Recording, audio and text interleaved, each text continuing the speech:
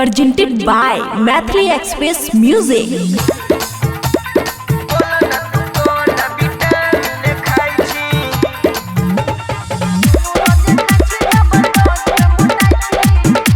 खुशी recording studio Baluaha. दिने दिने छौरी तू फूल ला जाई छी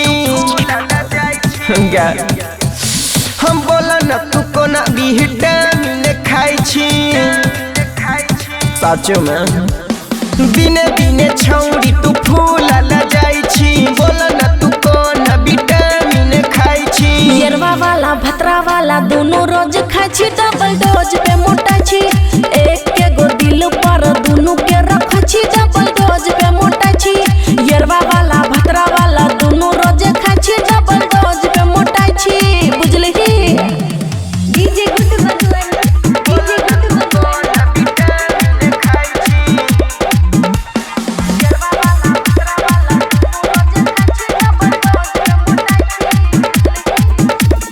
दोनों के साथ करे छही प्यार गे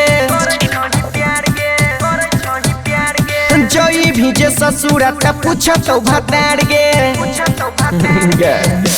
हम दोनों के साथ करे छही प्यार गे जोई भी जे ससुरा त पूछा तो भतार गे मथाइर वाला छौरा से रोज मिले जाछी डबल डोज पे मोटा छी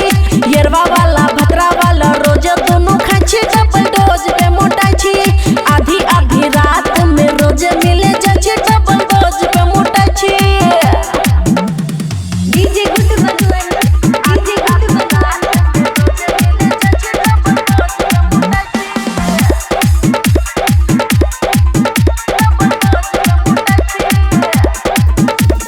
छौड़ा किसान लाल से छौ तोहर सेटिंग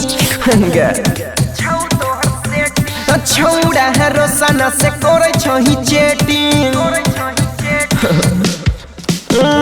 छौड़ा है किसान लाल से छौ तोहर सेटिंग रोसाना है छौड़ा से करे छही चेटिंग डीजे गौरव से रोज मिले जाछी डबल डोज पे मोटा छी पपुआ छौरा से रोज मिले जाछी डबल डोज पे मोटा छी येरवा वाला भतरा वाला दोनों रोज खाछी डबल डोज पे मोटा छी खुशी रिकॉर्डिंग स्टूडियो बलुआहा।